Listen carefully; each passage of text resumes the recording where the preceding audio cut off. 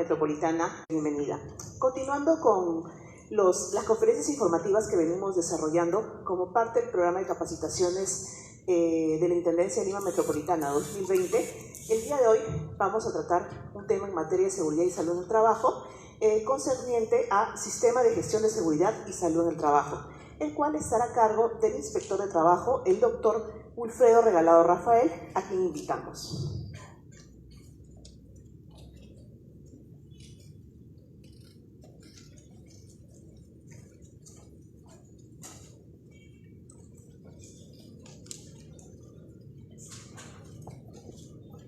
Muy buenas tardes.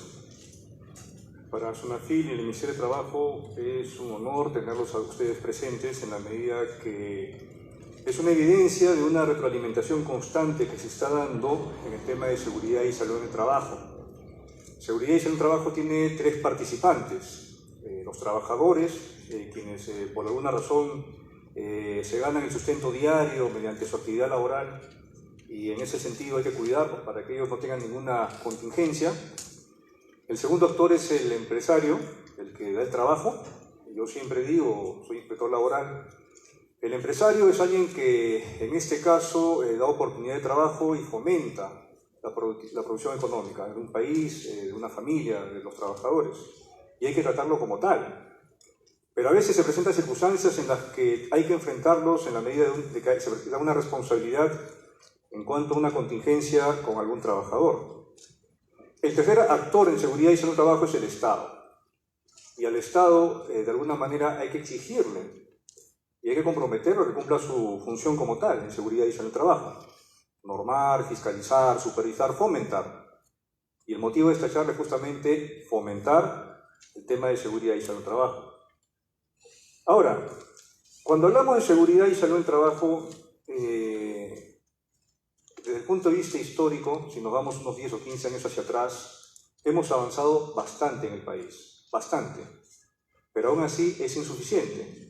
Y al final de la presentación vamos a ver que todavía se siguen presentando hechos que parecería que, digamos, no se implementa el sistema de gestión como tal en las empresas, y hay muchas personas de repente que todavía no saben lo que es la seguridad y salud del trabajo. Para ello, yo quisiera iniciar la presentación mediante un panorama general dónde estamos en seguridad y salud del trabajo, y hacia dónde apuntamos y qué es lo que tenemos que manejar. Acá tenemos lo que es la Superintendencia Nacional de Fiscalización Laboral, una institución que tiene apenas unos 5 años, derivada de la función del Ministerio de Trabajo en cuanto a fiscalización de los trabajadores con los empresarios. A la fecha se están incrementando las intendencias regionales y tenemos un pequeño problema en cuanto a fiscalización laboral, toda vez que por norma hay sectores económicos y empresas que son fiscalizadas por la SUNAFIL, ¿sí? Pero los mismos inspectores a la fecha también fiscalizan empresas que son competencia del Ministerio de Trabajo y Promoción del Empleo en algunas regiones, donde todavía no hay intendencias regionales de SUNAFIL. Un poquito complejo, ¿no? Y aquí en Lima Metropolitana nos enfrentamos con una situación que la pequeña y microempresa necesariamente tiene que ser fiscalizada por norma por el Ministerio de Trabajo y Promoción del Empleo. En algunas regiones todavía hay competencia de los gobiernos regionales, de las direcciones de trabajo, para fiscalizar el tema laboral. Bueno, esperemos que esto en el camino se vaya corrigiendo y que por normativa SUNAFIL asuma la fiscalización en todos los sectores económicos, independientemente de la capacidad o de la calificación de las empresas. Entrando a lo que es seguridad y salud del trabajo, siempre tenemos noticias. Y noticias que nos hacen reflexionar. Y detrás de esas noticias hay una desgracia y responsabilidades de cada uno de los tres actores que mencioné al inicio. Esta es una noticia que se publicó en agosto del 2019, y se puede dar a conocer en la medida que los medios publicaron un derrumbe de un muro, ¿no?, muy cerca aquí de estas instalaciones, y en este caso hubieron 3 fallecidos a consecuencia de ese derrumbe. Como inspector laboral, yo digo que 3 muertos es una desgracia, es una catástrofe, es un terremoto, es un tsunami. Todos los 3 actores han fallado en prevención de riesgos laborales, porque detrás de estos 3 fallecidos probablemente tengamos muchos accidentes sin fallecidos, pero que han mutilado gente o los han quemado. Y debajo de ese grupo de accidentados, probablemente tendremos accidentes llamados leves, donde el trabajador se recuperó con una caída, una fractura, que de repente, luego de un tratamiento, el trabajador aparentemente quedó sin mayor complicación en su estado de salud. Y debajo de esos accidentes hay incidentes peligrosos, ¿no? Llámese, y me adelanto en el tema, lo que ocurrió en Villa El Salvador para el tema laboral es un incidente peligroso. Solamente un incidente peligroso para el tema laboral. Pero miren la desgracia que va de la mano con ese incidente peligroso. ¿Bien? Ahora, menciono esto porque estamos en el año 2020 y en el 2019 todavía tenemos ese tipo de accidentes de gran magnitud. Otra noticia, también del mismo año, hace referencia que en una obra en Magdalena del Mar, 2 trabajadores resultaron heridos tras un accidente de una obra. Aparentemente no hubo mayor, situación de daño grave a esos trabajadores o muerte, pero lo que quiero presentar es que en esa pirámide, arriba los accidentes mortales y las desgracias, y abajo los accidentes, en teoría, que están enmascarados, ¿no?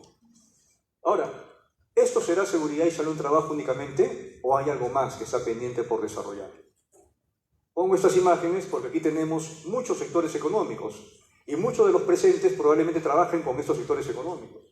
Call center, ¿sí? Sentaditos, manejando hardware y software informático, con tema psicosocial y tema musculoesquelético de por medio. Por acá tenemos el sector de transporte, ruido, vibraciones, radiaciones, psicosociales y una serie de agentes ambientales que probablemente en la interacción con el trabajador le generen daño a la salud. Trabajadores de un almacén levantando cajas con movimiento repetitivo y levantamiento de carga todo el día. Y ya sabemos en seguridad y salud de trabajo que hasta levantar maletas, de repente en el tema del turismo, también genera un trastorno musculoesquelético a largo plazo. Y por acá los vigilantes. Ellos son fuertes, pero probablemente la enfermedad que esté relacionada con ellos tenga que ver con que estén parados muchas horas en el día en un puesto de trabajo. Y si hablamos de algunas enfermedades, podemos mencionar el tema de las varices, los músculos esqueléticos, el daño auditivo, el daño psicosocial, el estrés y otras cosas más. Bien, entonces yo les presento esto porque seguridad y salud en trabajo es mucho más que solamente evitar accidentes. Y acá tenemos otros sectores económicos, el sector salud. Las noticias hablan de un virus que la OMS ha convocado ya a un comité internacional para ver qué está pasando con este virus. Pero no nos vayamos tan lejos, ¿no? Aquí en el país, trabajadores como nosotros, podemos estar expuestos pues, a tuberculosis o a dermatitis por micosis, o de repente por ahí, a un simple contagio con un estornudo, ¿no? De algún problema bacteriano viral, ¿no?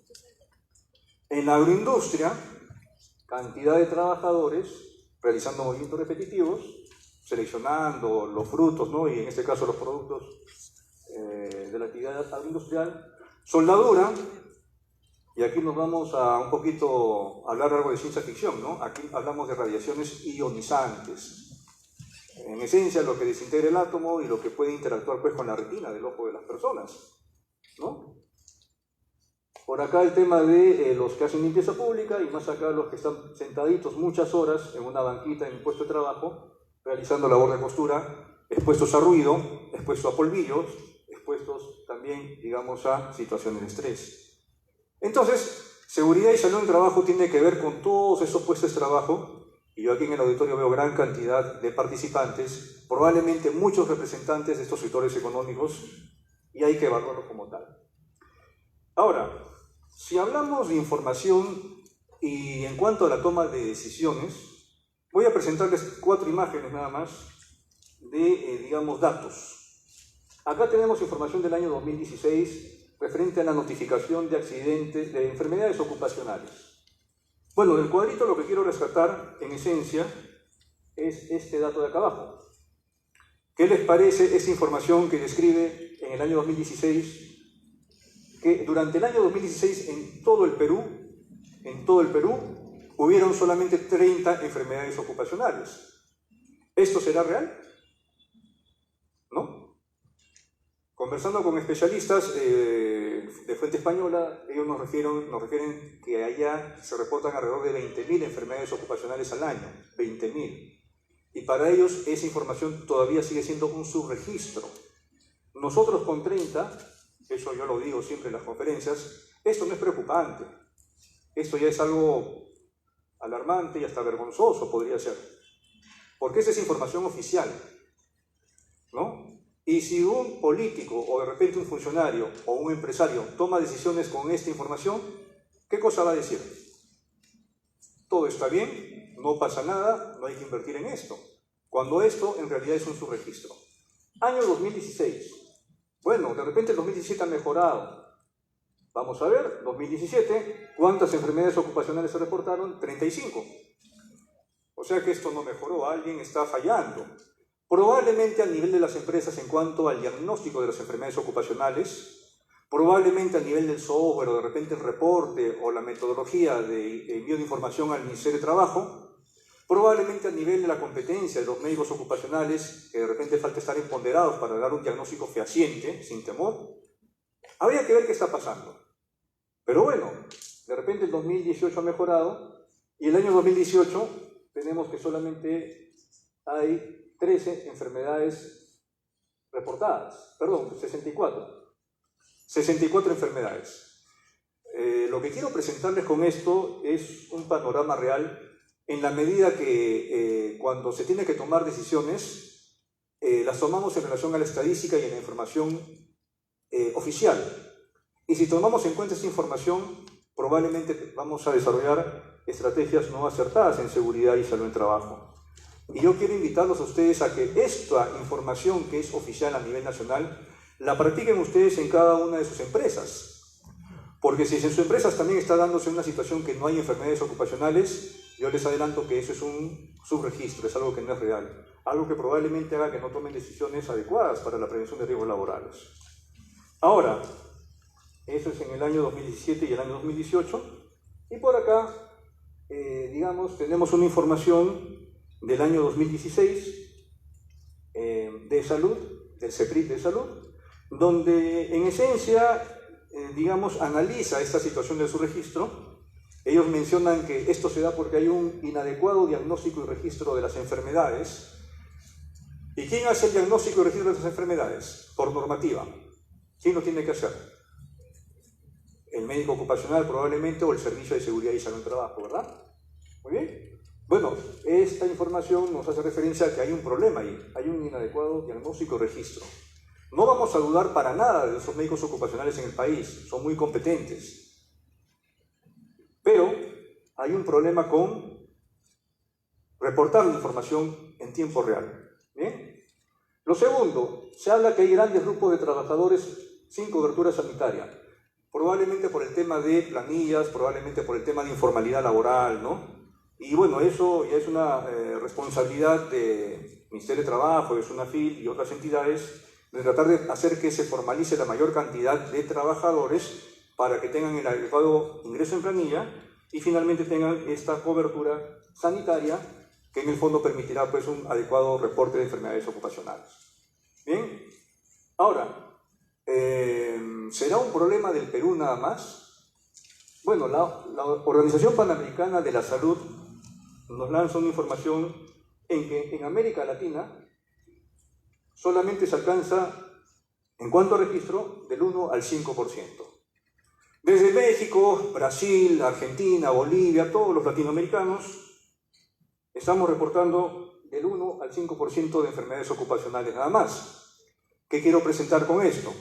Quiero presentar que es un problema regional, probablemente un tema cultural, probablemente un tema ligado al desarrollo, ¿no? Que todavía nos falta un poco caminar en este escenario, pero de alguna manera nos hace, digamos, reflexionar en que de repente el Perú tiene la posibilidad de ser, digamos, la punta de lanza en el tema de registro de enfermedades ocupacionales y aportar en ese contexto para evitar que los trabajadores se deterioren a mediano y largo plazo, ¿no? Esta información también nos refiere que las patologías reportadas en el año 1998 iban de la mano con lo siguiente. Atención con este dato. Se hablaba de hipoacusias. Hipoacusias intoxicaciones agudas por plaguicidas, metales pesados, algunas enfermedades dermatológicas y también enfermedades respiratorias. Lo presento en ese contexto porque esa es una información del año 1998. La pregunta es, ¿este perfil de enfermedades se mantendrá a la fecha o probablemente habrá cambiado a nivel mundial y a nivel nacional? ¿Qué es lo que tenemos que atacar? Porque para poder atender o prevenir una enfermedad ocupacional tenemos que saber qué cosas se va a presentar en determinados grupos de trabajadores. ¿Quién es el enemigo y cómo lo vamos a atacar? ¿Qué enfermedades se van a presentar? ¿Bien? Entonces, en el año 98 teníamos una situación que, digamos, las enfermedades ocupacionales relacionadas al trabajo tenían que ver con la hipacusia, intoxicaciones, algunas dermatitis y problemas respiratorios. ¿Cuál es el panorama actual? Tenemos una información de la página web de MAPFRE, una aseguradora, ¿no? Y ellos mencionan que esa información es del año 2018 y mencionan acá su perfil de enfermedades ocupacionales. Lo pongo en este contexto porque es lo que ustedes tienen que prevenir en sus trabajadores. ¿Bien? Ya no solamente evitar o prevenir el accidente o la caída de altura o el derrumbe, ¿no? O el desmontaje de alguna estructura que lesiona al trabajador. Tienen que apuntar a prevenir estas enfermedades si queremos hacer seguridad y salud en trabajo, utilizando un sistema de gestión de seguridad y salud en trabajo. ¿Bien? Entonces, aquí tenemos 5 enfermedades. Miren, fatiga mental, cansancio, fatiga mental, agotamiento. Muchos de los presentes, me incluyo, tenemos sueño, de repente estamos agotados, o de repente por ahí un poco distraídos, ¿no? O desconcentrados. Probablemente se deba a la carga de trabajo. Y lo dice este perfil de enfermedades. Segundo grupo de enfermedades frecuentes, las enfermedades respiratorias, ¿no? Desde las infecciosas hasta las alérgicas. ¿Bien? Tercer grupo de enfermedades, las dermatitis. Curioso, ¿no? Y una dermatitis probablemente se deba a una interacción con el ambiente. Moléculas o partículas, ¿no? Agentes químicos que están en el ambiente que nos están generando ese tipo de alergias y la reacción de nuestro sistema inmunológico. ¿Bien? Luego tenemos la gastritis, porque nadie come a su hora, ¿no? Un poco complicado a veces comer bien y comer, en este caso, a la hora adecuada. Los nutrientes. Y en quinto lugar, el estrés. El estrés, que en otras palabras ya es el agotamiento, y hay que evitar que ese estrés evolucione, porque ese estrés tiene 3 etapas. Y si llegamos a la última etapa, tiene mucho ya que ver con diagnósticos similares al síndrome del quemado, ¿no? O sea, el burnout, ¿no? En ese contexto deja daños ya en las personas y a veces es irreversible. Y ni qué decirlo de las patologías colaterales, en este caso el daño cardiovascular, respiratorio, ¿no? Etcétera. Entonces, estas enfermedades tenemos que evitarlas y habría que ver qué agentes ambientales las producen. Otro grupo de enfermedades, del 6 al 10, acá tenemos que los traumas psicológicos debidos a la violencia tienen que ver también con el tema ocupacional. Cuando uno va al Seguro Social y quiere una cita lo más rápido posible, a veces se da una situación que, bueno, no tenemos la cita, el paciente un poquito entra en interacción con el prestador de servicio de salud y en ese contexto, bueno, hay una situación un poco tensa y a veces hasta agresión verbal y a veces agresión física. Hace algunos meses vimos una noticia donde un conductor no permitió que un pasajero baje, bueno, en la esquina donde él quería bajar, y el pasajero lo que hizo fue propinarle un golpe pues al conductor, ¿no? Entonces, eso y otros temas más, los amigos de la Policía Nacional o el Serenazgo que están siempre expuestos a situaciones de agresión por la interacción con situaciones, digamos, de violencia, tienen mucha probabilidad de padecer este tipo de afecciones. Luego la fatiga postural. Los que son de mi generación, los años 80, ¿no? Y un poco más, cuando íbamos al colegio nos ponían una silla, en este caso recta, no sé si se acuerdan. La silla era de madera con la espalda recta, ¿no? Ángulo recto, 90 grados. Y el concepto que se manejaba en aquella época era para que la espalda esté recta y derecha, decían. ¿Y cómo es la espalda de los seres humanos? Es curva, correcto. Entonces, hacia los años 90, el año 2000, se incorporaron ya los conceptos sobre ergonomía aquí en el país El año 2008 sale la norma de ergonomía, nos habla sobre el monitoreo de agentes ambientales y los de riesgo disergonómico, pero estos conceptos en otros países tienen mucha historia. Digamos, en la Segunda Guerra Mundial los alemanes ya practicaban ergonomía con sus tanques, con sus Panzer, ¿no? Para que el operador del tanque tenga mejor productividad, miren. Sin embargo, en el país recién estamos hablando de ergonomía en el año 2008 hacia adelante. Bien, yo los invito a los presentes, a todos, a cada uno de ustedes, a convertirse en especialistas en ergonomía. Especialistas en ergonomía. Verifiquen los métodos ergonómicos, aplíquenlos en asesorías, ¿no? Y en ese contexto vamos a avanzar bastante y mucho más rápido en la prevención de estos, digamos, problemas de fatiga postural. Otro más, el síndrome del túnel carpiano, ¿no? Los smartphones, la computadora, estamos siempre en este plan, ¿no? Y a veces por el hardware informático, ¿no? El trabajo mismo nos obliga pues, a estar expuestos a este tipo de movimientos. Finalmente el túnel carpiano es molestoso, pero cuando ya es muy doloroso hay que operarlo, ¿no? Y a veces ya deja cierto grado de incapacidad. Y es la octava enfermedad ocupacional presente, de acuerdo, digamos, a este perfil epidemiológico que está desarrollando Mafre. Entonces tenemos que hacer algo para evitar que los trabajadores se vayan lesionando pues, con estas enfermedades. Fatiga visual, ¿no? Por las computadoras y otras cosas más, y la falta de prevención. Sinovitis, que tiene que ver ya netamente con labores físicas, el levantamiento de carga, ¿no? Inflamación de músculos, cartílagos y tendones. Bueno, les estoy presentando estas consecuencias ya documentadas en la medida que tenemos que saber cómo vamos a atacar estas enfermedades, para prevenirlas, porque son también ocupacionales. Si sacamos perfil de salud pública, salen otras enfermedades. Ese es el perfil de las empresas de salud ocupacional. Si no están detectando esto en sus empresas, simplemente no están detectando, digamos, enfermedades y no están haciendo salud ocupacional, y menos seguridad y salud en trabajo. Bueno, entramos entonces a cómo prevenir y atacar, digamos, estos agentes ambientales y evitar esas enfermedades como consecuencia. Lo vamos a hacer mediante el sistema de gestión de seguridad y salud en el trabajo. Hay bastante, digamos, inquietud en cuanto a saber si lo que estamos haciendo en las empresas es correcto. Probablemente la motivación de muchos de ustedes sea el saber si lo que han implementado está bien. Y yo les digo que está bastante bien, sin saber qué cosa habrán implementado.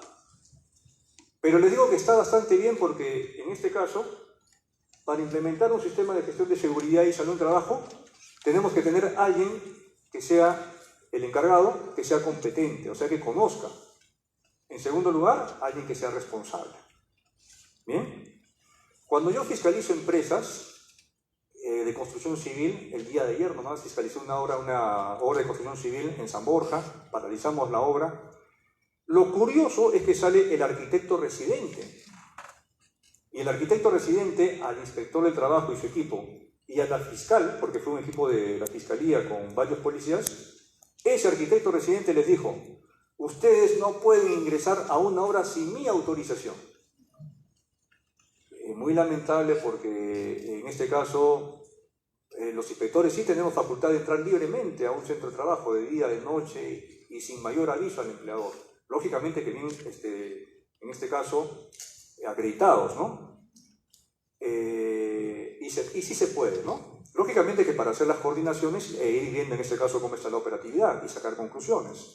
Y en el caso de la Fiscalía, ellos iban por un tema de prevención del delito en cuanto a requisitoriados en trabajadores de construcción civil. Imagínense no permitir el ingreso a un fiscal, ¿no? Entonces, ese ingeniero residente me preocupó bastante porque yo decía, si él maneja así su obra, probablemente el tema de seguridad y salud en trabajo lo va a tener muy distorsionado. Conversamos con él, bueno, finalmente entró en razón y bueno, después de un día, el día de hoy iba a levantar la obra, la paralización, y había cumplido, bueno, en buena forma las recomendaciones. Pero ¿a qué quiero llegar? Si en un tema de seguridad y salud en trabajo evaluamos a la persona que implemente y que dirige el sistema de gestión de seguridad y salud en trabajo en 3 escenarios: El escenario número 1 probablemente sea aquel en que le falten materiales.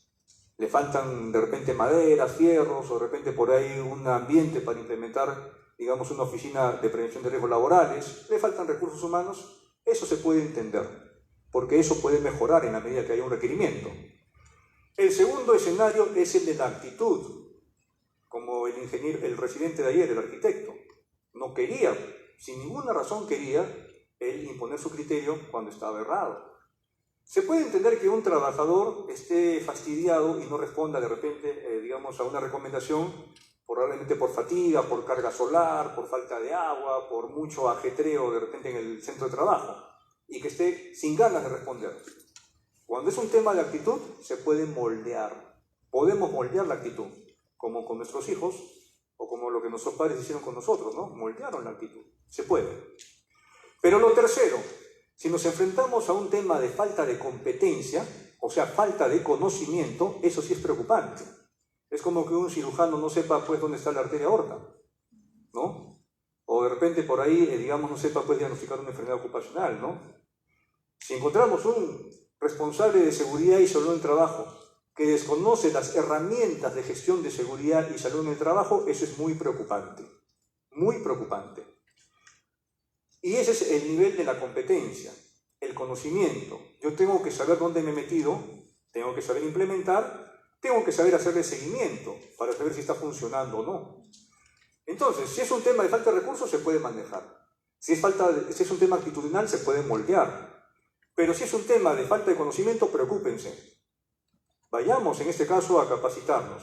Encuentro muchas obras de construcción civil donde el ingeniero residente y el prevencionista de riesgo no saben implementar una línea de vida.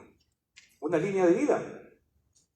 Y yo les confieso que yo como inspector hace 12 años tampoco sabía implementar una línea de vida. Y aprendí en el camino, ¿no? Entonces, el que está en seguridad y salud del trabajo tiene que saber implementar todas las herramientas del sistema de gestión. El sistema de gestión de seguridad y salud del trabajo, conforme a nuestra normativa, es muy bueno, es muy avanzado. ¿Qué cosa es un sistema de gestión? Aquí está. Es un conjunto de elementos interrelacionados que tiene por objetivo establecer una política, objetivos, bueno, y en este caso, mecanismos y acciones para alcanzar resultados, ¿no? Lo que se está buscando con esto es mejorar la calidad de vida del trabajador, ¿no? Y promover también la competitividad de las empresas y de los empleadores en el mercado. Miren este concepto de nuestra normativa. Se habla de buenas condiciones laborales, estar cómodos, confortables, ¿no? Se habla de mejorar la calidad de vida, que nadie se enferme, que nadie se muera, que nadie quede cojo, que nadie quede quemado, que nadie quede tuerto. ¿Bien? Y también se habla de promover la competitividad de los empleadores. Ustedes dirán, oye, ¿cómo es eso? ¿La seguridad y el trabajo es un negocio entonces? Es parte del negocio. Parte del negocio. ¿De acuerdo? Y no es malo decirlo. Oiga, un inspector laboral hablando que la seguridad y el trabajo es parte del negocio, sí. Porque la norma lo dice. Y se los explico. Si yo soy trabajador de construcción civil y estoy haciendo movimiento repetitivo con carga solar, ¿sudaré o no sudaré? Y si sudo, es porque estoy generando calor y mi cuerpo quiere eliminar ese calor. Ese sudor que estoy eliminando será un desbalance en mi nivel de agua, mi nivel hídrico corporal. Va bajando mi nivel corporal un poquito. Y como el ser humano es casi 70% agua, ¿no? Imagínense que nos quiten un poquito de agua. Comienza a funcionar bastante mal todo el metabolismo. El cerebro comienza a funcionar pues del 100 al 50%, ya no me concentro, ya no veo los peligros y riesgos. Los músculos no resisten, se vuelven más débiles y soy más proclive a un accidente de trabajo. ¿Cuál sería la solución? Hidratar al trabajador. Entonces, si yo soy consciente y le doy al trabajador su agüita, su H2O, durante la jornada del trabajo, ¿bien? Señor gerente, ¿sabe qué? Necesito pues 20 bidones de agua para la semana. Oye, mucho que sean 10. No, señor. 20 por tal razón. Para que sean hidratados sus trabajadores y, conforme les acabo de explicar, no se desmayen y sean más productivos. ¿Se dan cuenta? Y no solamente hablamos del tema de dilatación, hablamos del tema ergonómico. Denle una silla ergonómica al trabajador, va a ser más productivo. Denle menos ruido en el trabajo, va a ser más productivo. Muy bien.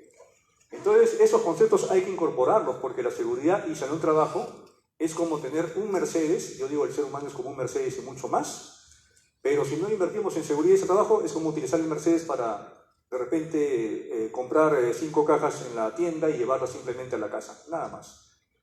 Cuando tenemos que tener esa maquinaria, el cuerpo humano en mejores condiciones de salud y, por tanto, de productividad y competitividad. Esos conceptos hay que incorporarlos. El sistema de gestión de seguridad y su trabajo está compuesto por muchos elementos. Y tenemos la obligación de implementarlos todos y cada uno de ellos.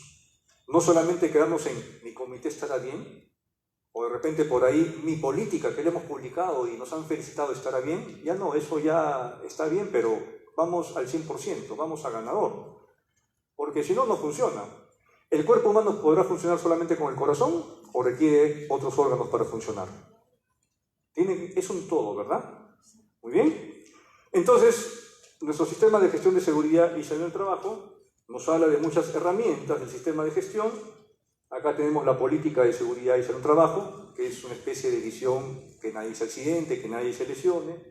Por ahí tenemos objetivos, ¿no? De acuerdo al plan anual de seguridad y salud del trabajo, 0 accidentes, bajar las enfermedades, y si quieren incrementar la productividad, si quieren, ¿no? Documentos con las obligaciones y responsabilidades frente al sistema de gestión de seguridad y salud del trabajo. Aquí está el reglamento interno de seguridad y salud del trabajo. Eso que a muchos de ustedes les preocupa, si estará bien o mal. Yo les digo que está bien si lo han implementado. Ya luego lo van a mejorar, ¿no? Bien. Por ahí tenemos el programa de inducción y capacitación.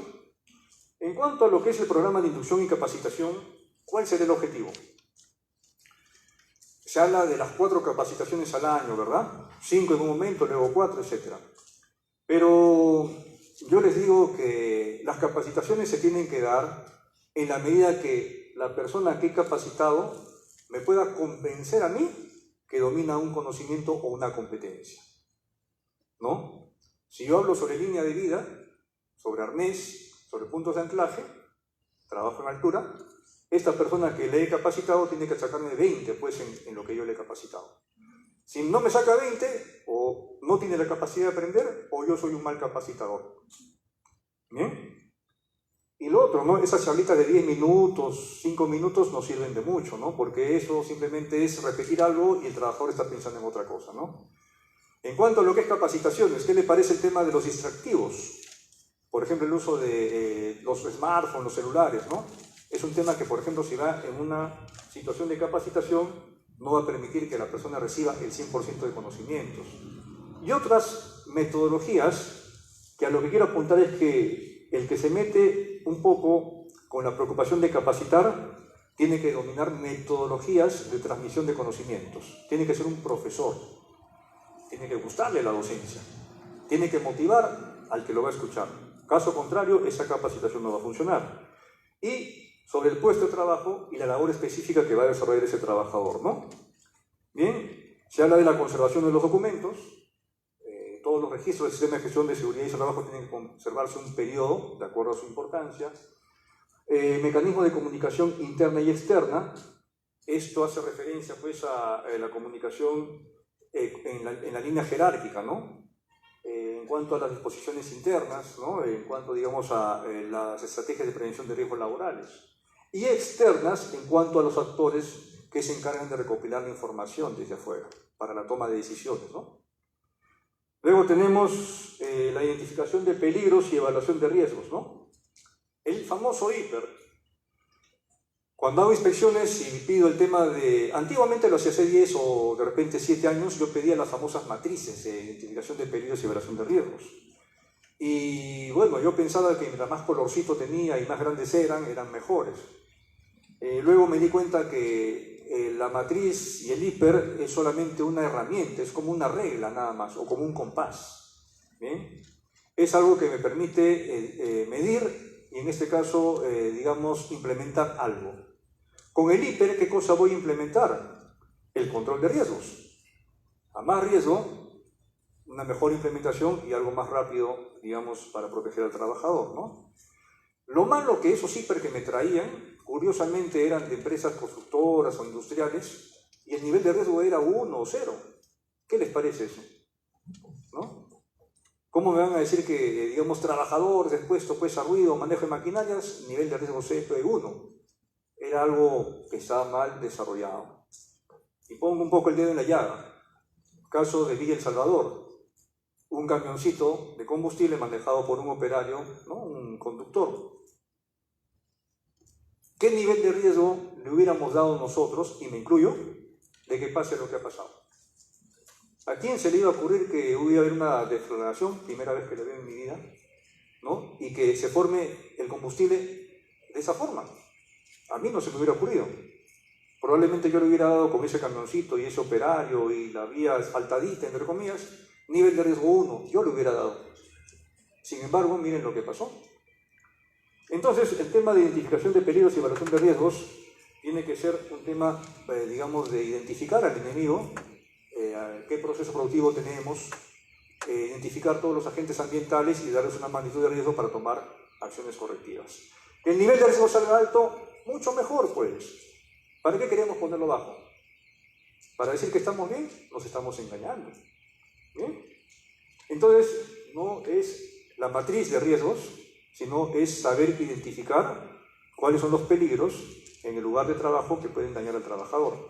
Puedo utilizar la famosa matriz o puedo utilizar otras metodologías, hasta la opinión de un experto. ¿Y saben quién es el experto? El experto es el que domina la materia.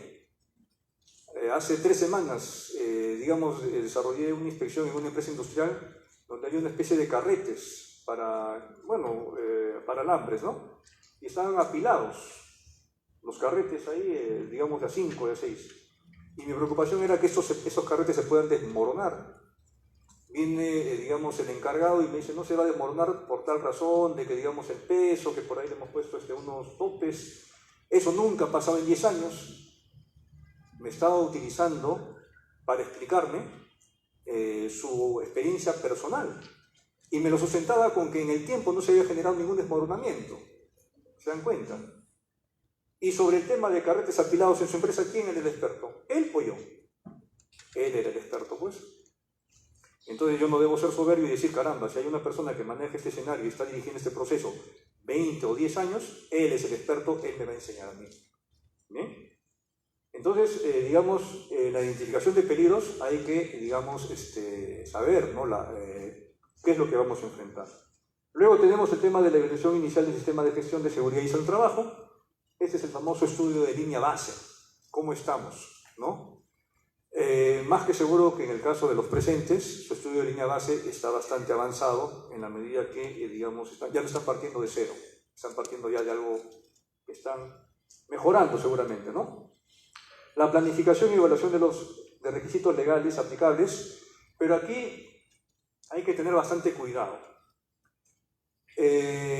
Nuestra normativa establece estándares, establece, digamos, obligaciones.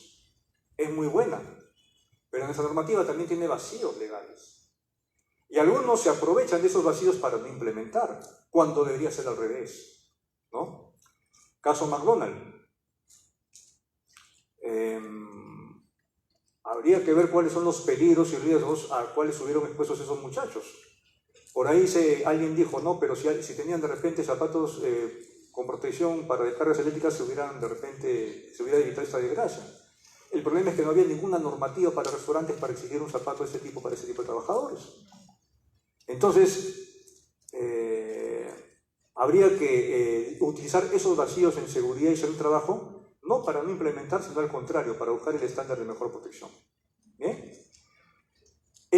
Una vez conversando con unos especialistas españoles, nos hicieron una pregunta, mejor dicho, ¿cuántas normas de seguridad y salud del trabajo tienen hacia el año 2014 aquí en su país? Y bueno, contabilizamos las normas con la ley de seguridad, muy orgullosos nosotros, y mencionamos, tenemos alrededor de 30 normas en seguridad y salud del trabajo. 40, alguien dijo por ahí, uno que tenía más experiencia. Y él dijo, muy bien, 40 normas en seguridad y salud del trabajo, los felicito, están bastante bien. Y él esperaba calladito para que nosotros le hagamos la pregunta a ellos, ¿no? Entonces alguien le hizo la pregunta, ¿y en España cuántas normas tienen en seguridad y salud del trabajo? Más o menos unas 2000 normas, dijo. Dense cuenta la diferencia. De lo que estábamos nosotros orgullosos, inflados, nos quedamos pensativos, ¿no? Nos falta bastante. Pero no hay que aprovechar todos esos vacíos para no implementar. Al contrario, hay que ver cómo lo están haciendo en España, o en Japón, o donde sea, y traigamos ese estándar y lo incorporamos, pues, ¿no?, a nuestro proceso productivo. Bueno, tenemos indicadores. Si utilizamos esos indicadores sobre enfermedades ocupacionales que les mencioné en cuanto al reporte de 30 enfermedades, no vamos a llegar a ningún lado, ¿verdad? Por ahí tenemos la gestión de peligros y riesgos, que no es más, ya voy a hablar algo sobre eso, que no es más que la implementación de medidas de control. Luego tenemos el tema de preparación y respuesta ante emergencias. Conversando con inspectores, y eso lo digo sin ninguna vergüenza, de SUNAFIL, ¿no?, referente al caso del aniego de San Juan del Lurigancho, que ocurrió hace un año, ¿se acuerdan? Un aniego, digamos, de grandes proporciones, ¿no? Calles y muchas viviendas se vieron afectadas en San Juan del Lurigancho hace un año, ¿no? Entonces, mi preocupación era que había que intervenir desde el punto de vista de prevención de riesgos laborales. Y otros decían que no tenemos nada que hacer allá. Y yo decía, caramba, es una situación de desastre, un aniego.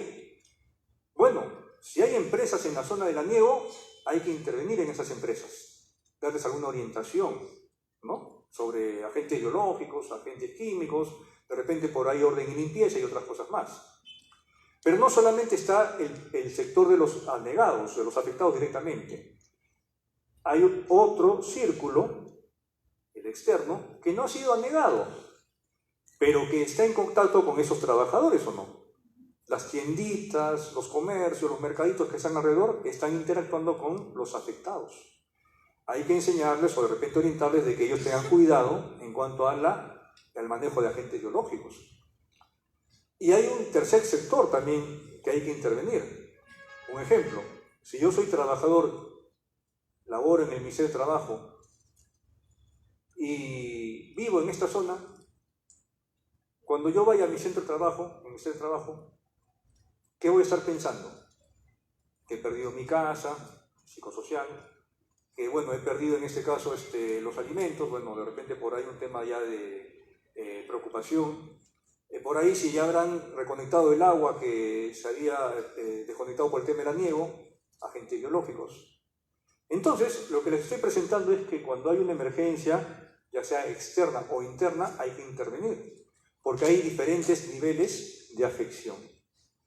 ¿Tiene que ver esto que les acabo de mencionar con la seguridad y salud del trabajo? Claro que sí. En el Perú tenemos cada año fenómenos del Niño, huaicos, y también hay incendios y también hay una serie de desastres. ¿Bien? Luego tenemos otras herramientas del sistema de gestión en seguridad y salud del trabajo. La actualización en la valoración de riesgos cuando haya cambios, cambia la normativa o de repente hay siniestrabilidad, hay que cambiar pues los estándares. Las compras y adquisiciones. La máquina que voy a implementar habría que ver si vale la pena comprarla porque no me va a generar pues daño de los trabajadores. Los vehículos, los montacargas, ¿no? Inclusive hasta la propia infraestructura, ¿no?, los locales. Requisitos para contratación, auditorías internas, que no es más que un seguimiento constante y ver si lo que hemos implementado está bien o mal, o falta algún requisito. Revisión por la gerencia, que tiene que ver en este caso con involucrar al dueño de la empresa, al gerente. Si el dueño de la empresa, el gerente, no le interesa la seguridad, ya tenemos bastante del partido en contra, ¿no? Porque simplemente él es el primero que va a ir a la empresa o de repente a la obra de construcción civil, en este caso hasta en sandalias, porque es el dueño, pues hay que dejarlo entrar, ¿no? ¿Bien? Hay que dar el ejemplo en seguridad y salud en trabajo, pero hay que comenzar pues con la parte de la gerencia. Investigación de accidentes y enfermedades ocupacionales para saber en qué hemos fallado, ¿no? ¿Bien? Acción correctiva tiene que ser por intermedio de una evaluación de los hechos y corregir pues las deficiencias, ¿no? De repente yo soy alguien relacionado a abastecimiento y adquisiciones, en un taller industrial relacionado a la confección con máquinas de coser, se me ocurre a mí pues comprar algún tipo de sillas ergonómicas. Y yo lo he comprado porque yo he evaluado que es baratito y de repente por ahí me gusta el diseño. Pasan 6 meses y pasa un año y de los 50 trabajadores, 40 presentan problema en la columna. ¿Qué cosa quiere decir? Que mi compra fue mala y tengo que adoptar una acción correctiva. Y bueno, el tema de mejora continua, ¿no? El sistema de gestión de seguridad y trabajo es una entidad viva, tiene vida. Hay que mejorarla constantemente, ¿no? En relación a lo que vamos encontrando en el camino. De ese sistema de gestión de seguridad y trabajo, les voy a presentar solamente unos 5 elementos que consideramos importantes para reforzar lo que ustedes ya han implementado en sus empresas, y en este caso es a nivel de entidades que fiscalizamos, es oportuno orientar, ¿no? El sistema de gestión de seguridad y trabajo se parte desde una identificación, en este caso, de los elementos con los que interactúa el trabajador. Una máquina produce ruido, estoy interactuando con ruido. Una computadora, en este caso, la interfaz tiene mucho que ver con la iluminación de esa pantalla. Yo estoy expuesto a estos agentes ambientales, mucha o poca iluminación, o radiación, si lo queremos decir. Por ahí yo soy un trabajador pues, que labora en una planta industrial donde hay agentes químicos, ya sea en polvo, ya sea en gas, etcétera, o en humos, o de soldadura si quieren. Tengo que ver que esos agentes, esas partículas van a interactuar pues, con mi piel, o en este caso con mi organismo, ¿no? El tema psicosocial también. Identifico estos elementos para saber qué cosa voy a implementar, pero para saber qué cosa voy a implementar tengo que hacer una evaluación. La evaluación en 2 grandes grupos. La evaluación tiene que, darse, en primer lugar, en qué cosa quiero evitar. Si hay mucho ruido, quiero evitar que se quede solo el trabajador. ¿Sí? Muy bien. O de repente por ahí si hay agentes ambientales, polvo, partículas, etcétera, tengo que ver si esas partículas pueden generar desde una dermatitis o de repente una asfixia o un envenenamiento agudo o crónico del trabajador. Si maneja equipos de vibración, un esmeril, un taladro, tengo que entender que esa vibración puede generar pues, problemas musculoesqueléticos en mis trabajadores. Entonces ¿qué cosa quiero evitar y qué lo produce? Y el otro escenario es darle una magnitud, un nivel de riesgo, ¿no?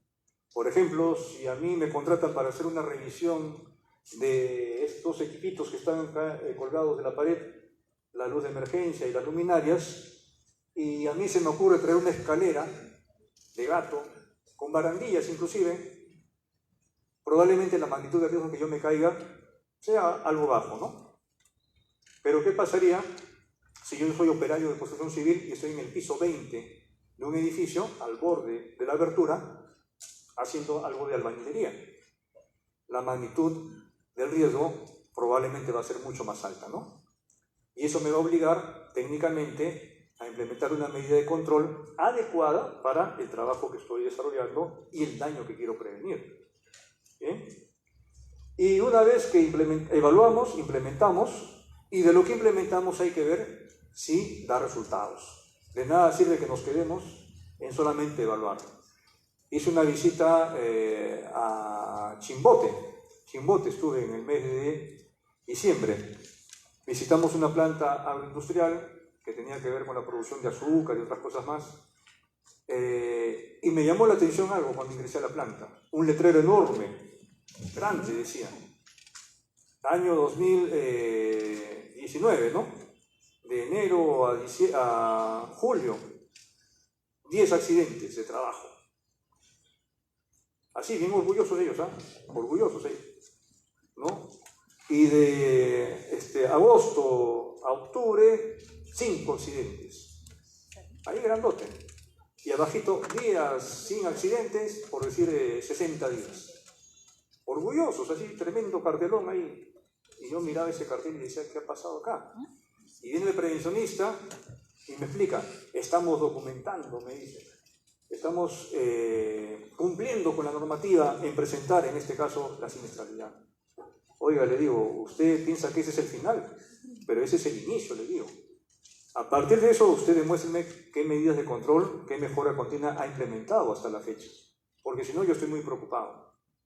Y el prevencionista, curiosamente, es un buen prevencionista, pero le faltaba experiencia.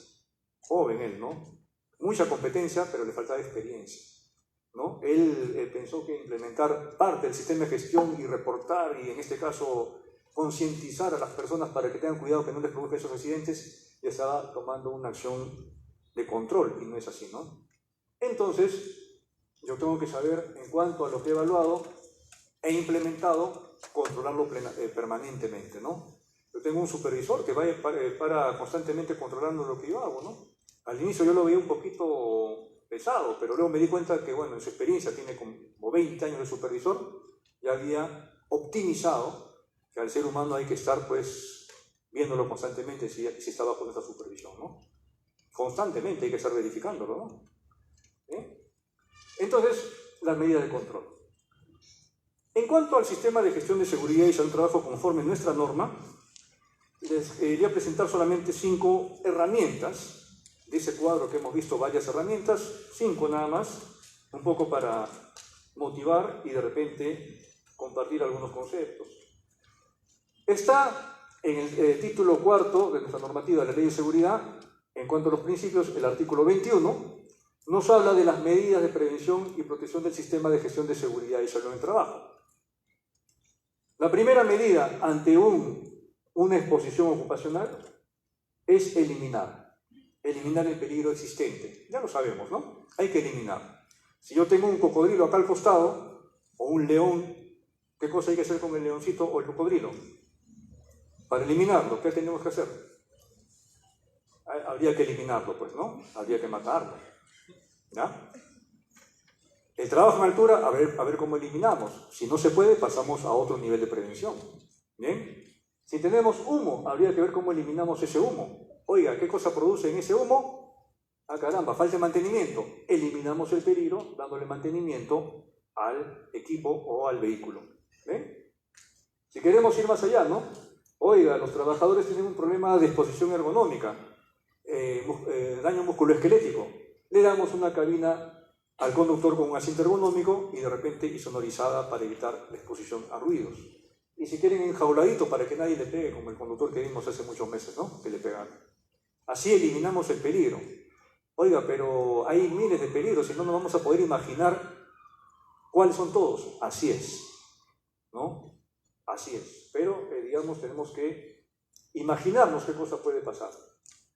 Luego, si no podemos eliminarlo, nos vamos al tratamiento, control o aislamiento de los peligros.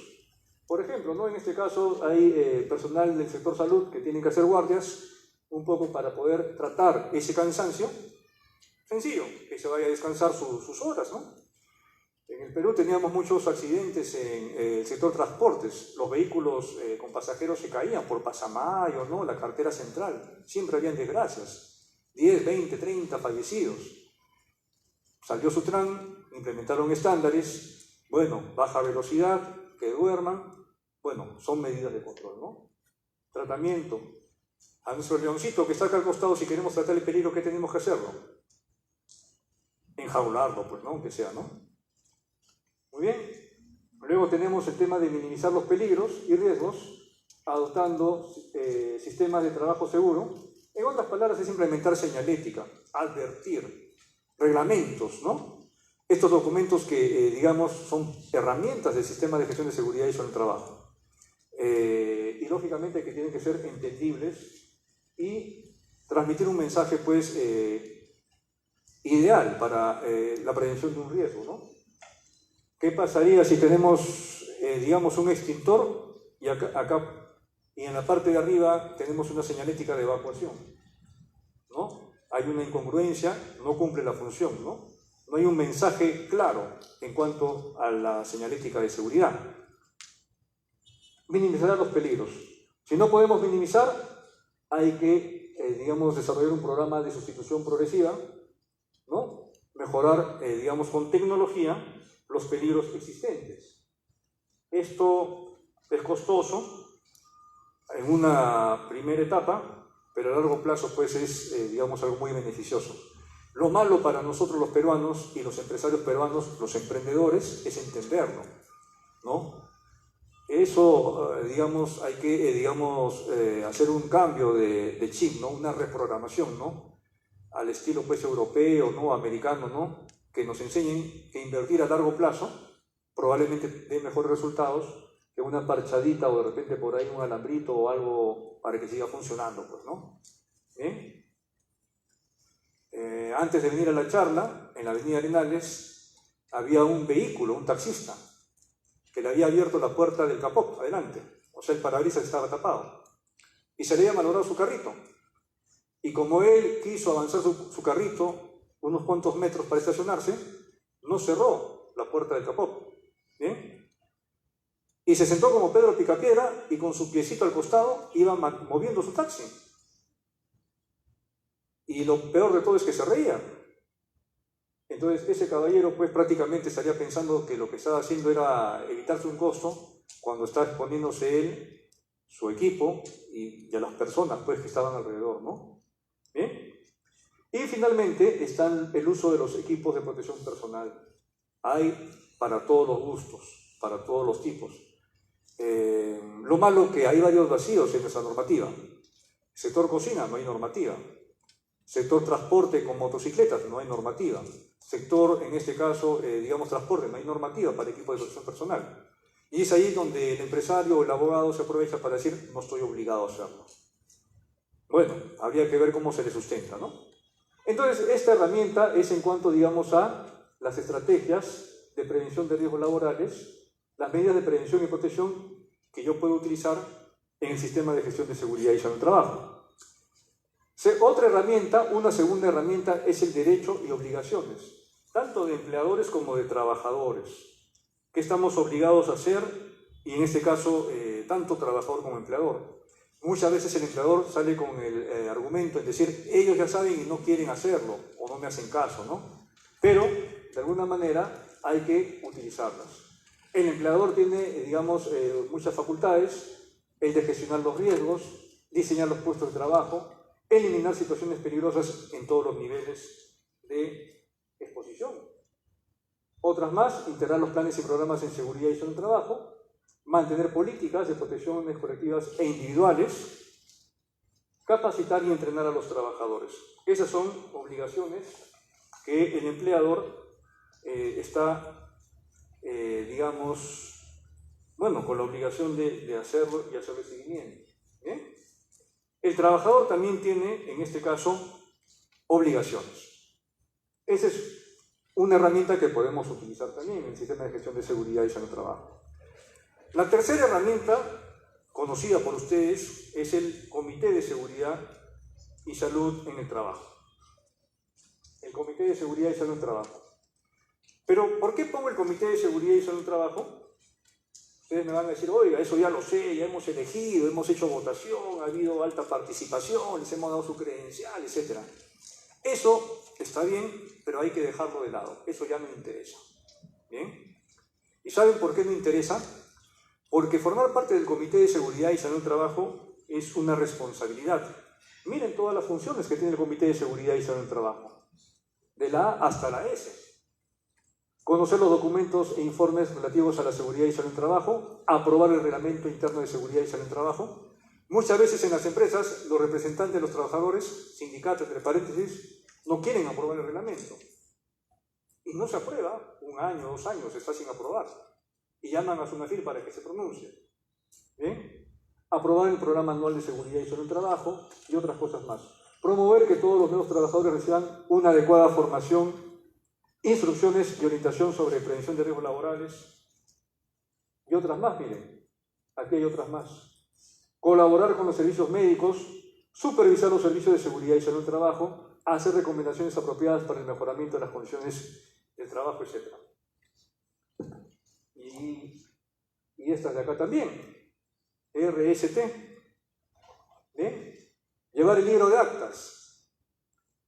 Y en el libro de actas, ¿saben qué cosa he encontrado yo como reuniones mensuales del comité? He encontrado acuerdos como quien dice, se acordó entregar la canasta de Navidad el 15 de diciembre. Se acordó la reunión de los hijos de los trabajadores en el local JJ. Pregunto, ¿eso serán funciones del Comité de Seguridad y Salud en Trabajo? No, literalmente aquí están las funciones que tiene que desarrollar el comité. Asesorar, implementar, hacer seguimiento técnicamente. Porque si no implementa esto, los trabajadores están laborando en condiciones inseguras. Como un matrimonio, ¿no? Representante de los trabajadores y representante de la empresa. La empresa nombra a sus representantes, siempre nombran al jefe de recursos humanos, no sé por qué. Y siempre a uno de los gerentes, como para que haga un contrapeso, dicen, ¿no? Y de los trabajadores siempre sale elegido el sindicalista, no sé por qué, ¿ah? Bueno, la norma lo permite, me dicen. Está bien, pues. Pero cuando se enfrentan estas dos partes, en vez de casarse, comienzan a pelear. Y no aprueban todo esto de acá. ¿Bien?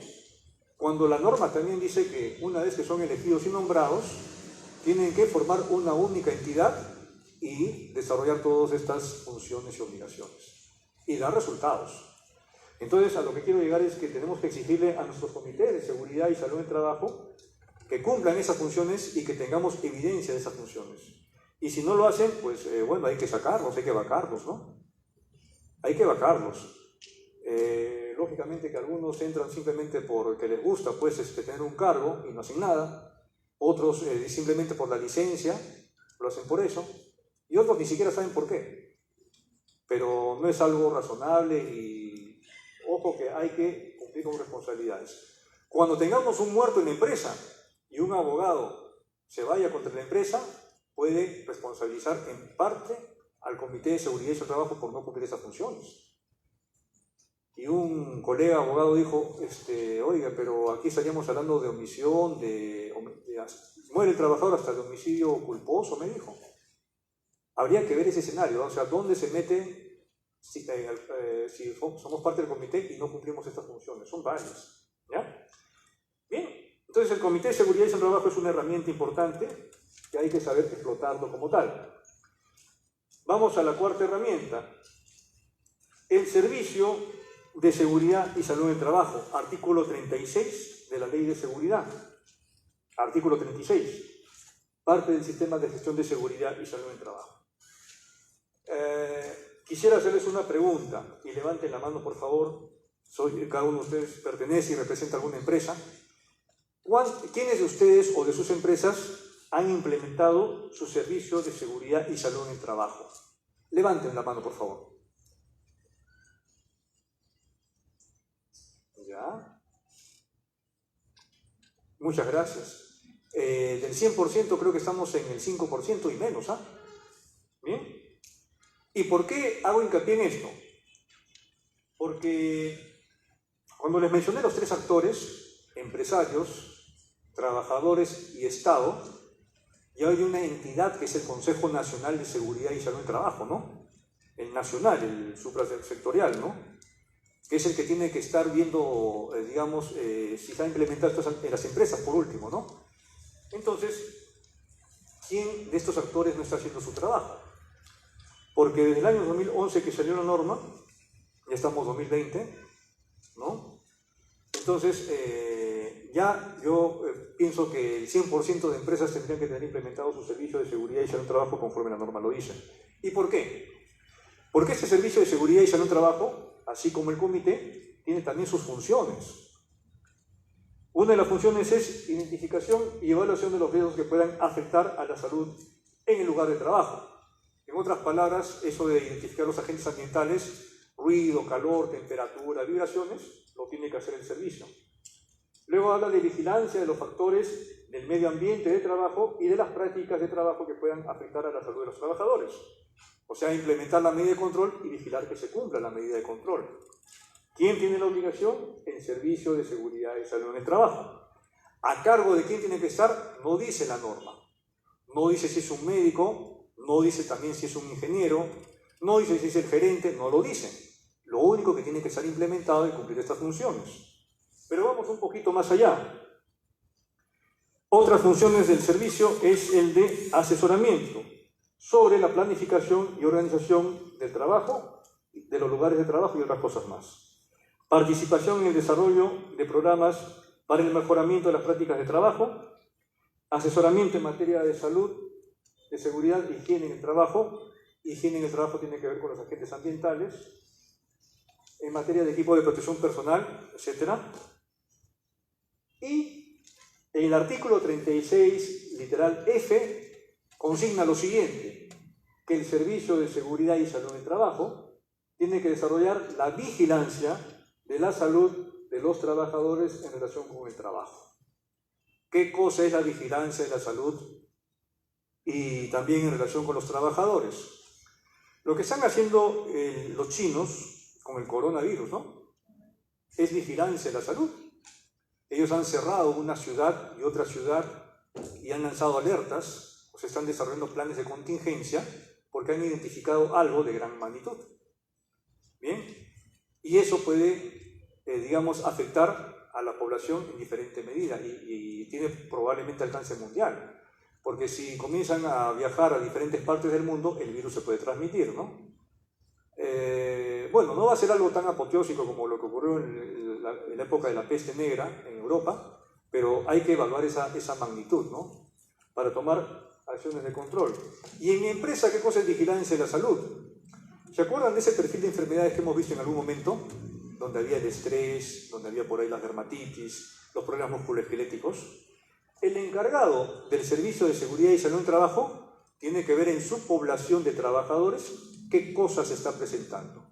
Ah, caramba, tengo 10 casos de dermatitis. Tiene que atacar esas dermatitis y hacer prevención de riesgo. Ah, caramba, tengo por ahí, el psicólogo ha detectado que 50% están estresados. Habría que ver qué los está estresando. Ah, estoy identificando por ahí que varios están quedando sorditos. Están bajando su nivel de, están presentando hipoacusia. Hay que ver si las máquinas son ruidosas o si están usando tapones auditivos y otras cosas más. Eso es vigilancia de la salud. Vigilancia de la salud es un concepto epidemiológico. Tengo que vigilar a mis trabajadores y mantenerlos sanos a todos. Vigilancia de la salud no tiene mucho que ver con identifico a alguien que está enfermito y lo curo. Eso no es vigilancia de la salud. Eso es recuperación de la salud. Para eso está el Seguro Social y el Servicio de Salud que lo recupere al trabajador. Pero vigilancia de la salud es que yo controle que mi proceso no esté enfermando a los trabajadores. Y si identifico una desviación, o sea que ya se están enfermando, intervenir. Eso es vigilancia de la salud. Prevenir. En salud tenemos grandes 4 niveles, digamos, de atención de salud. Primer nivel, promoción de la salud. ¿Qué cosa es la promoción de la salud? Decirles a las personas que coman sano, que hagan ejercicios, que duerman bien. Promover la salud. Luego está el segundo nivel, que es el de prevención en salud. Prevención en salud es, ah caramba, de estos trabajadores yo tengo, o esta población tengo 50 diabéticos, trato yo a los diabéticos, prevengo que se enfermen. El tercer nivel tiene que ver con la recuperación de la salud, cuando ya están enfermitos. Y el cuarto nivel tiene que ver con la rehabilitación, hacer que se reinserten, ¿no? Cuando hablamos de salud ocupacional, vigilancia de la salud, es promoción y prevención de la salud de los trabajadores. ¿Bien?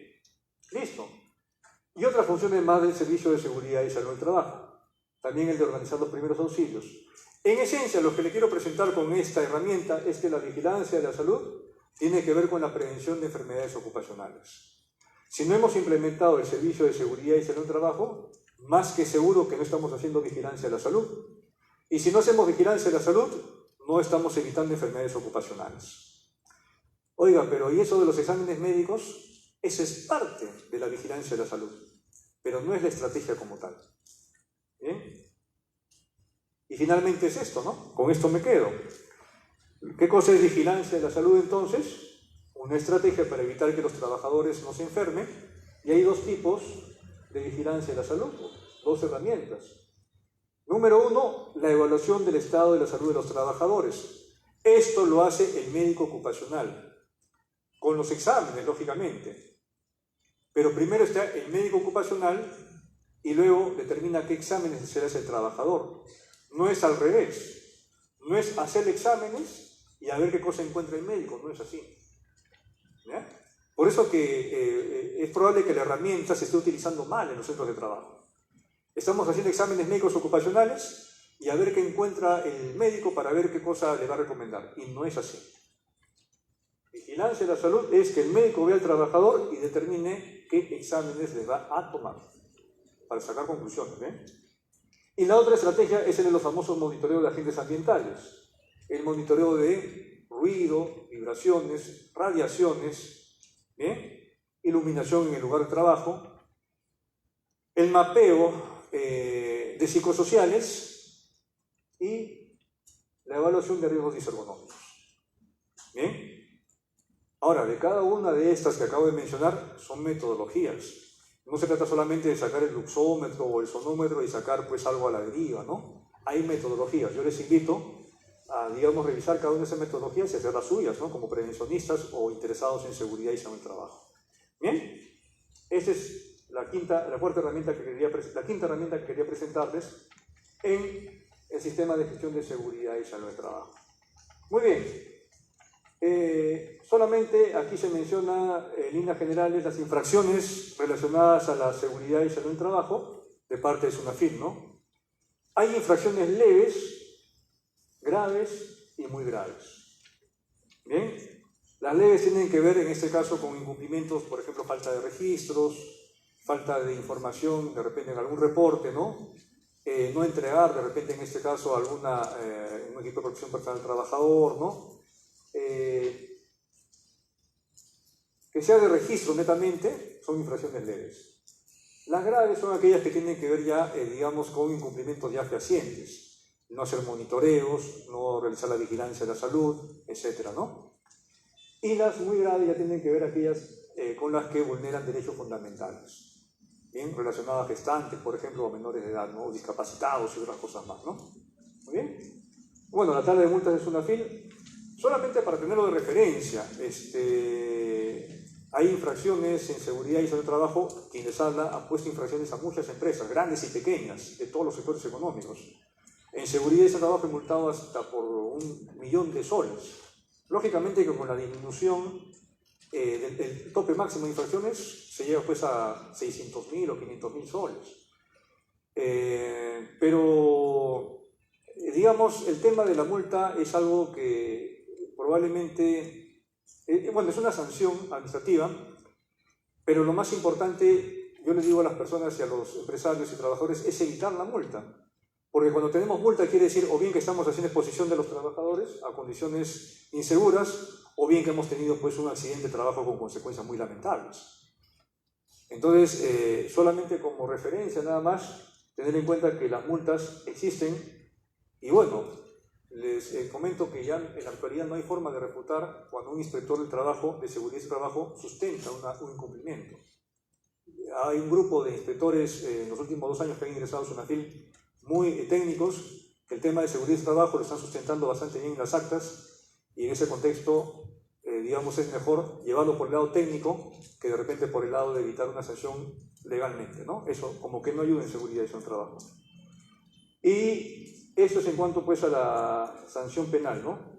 La modificación del Código Penal que ya desde el año 2011 habla de cárcel en caso de muerte o lesiones graves, ¿no? O de exposición simplemente a condiciones inseguras de los trabajadores. Tengan cuidado con eso. Rescato lo que dije en algún momento de la charla, ¿no? El empresario no es alguien que hay que perseguirlo, no es alguien que tiene mala intención, no es alguien que tiene mala fe. Da trabajo, entre comillas, y para que gane tanto él como el trabajador. Sin embargo, un accidente o una enfermedad puede llevarlos a esta responsabilidad. Y yo lo he visto, ¿no? Esto es algo que a veces ya no hay marcha atrás y a pagar la sanción que corresponde. Como en este caso, ¿no? En el año 2017, cuando hubo un incendio aquí en las Malvinas, ¿no? Y en tiempo real transmitían el incendio, que había un muchachito que sacaba su brazo pidiendo ayuda, ¿no? Los especialistas Muchos se han hablado al respecto, dicen que sí se pudo rescatar a estos trabajadores. Otros dicen que, bueno, de repente faltó algo más de decisión. Pero lo que yo rescato es lo siguiente.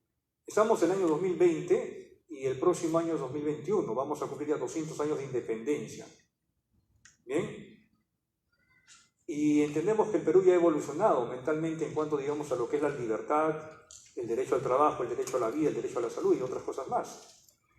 Los presentes y quienes hablan no podemos permitir estas situaciones. Que alguien en pleno siglo XXI ya muera, digamos, en una condición de esclavitud, en condiciones de trabajo pues ya inhumanas y que nadie haga nada. No podemos permitir eso. ¿Esto tiene que ver con seguridad y trabajo? Claro que sí.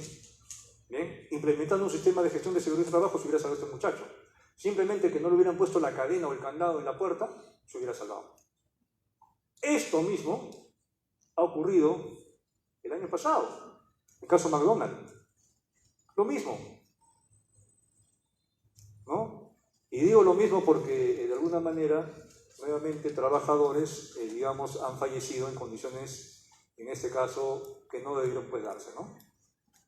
Y tenemos los dos segmentos, ¿no? Sector informal, sector formal. Empresa pequeña, empresa grande y otras cosas más. Para reflexionar nada más lo menciono. ¿Dónde estamos nosotros? En el medio. ¿Bien? Tenemos que evitar este tipo de casos, digamos, para nuestros trabajadores. Y ni que decirlo, tenemos mucha responsabilidad en eso. Para eso estamos hablando sobre el sistema de gestión de seguridad y trabajo. Y cierro con esto, ¿no? El caso de Villa El Salvador. Ya esto es un desastre. Es algo que nos debe hacer reflexionar, pero ya, ¿no? Este año se ha declarado, ¿no?, el año de la salud, ¿no?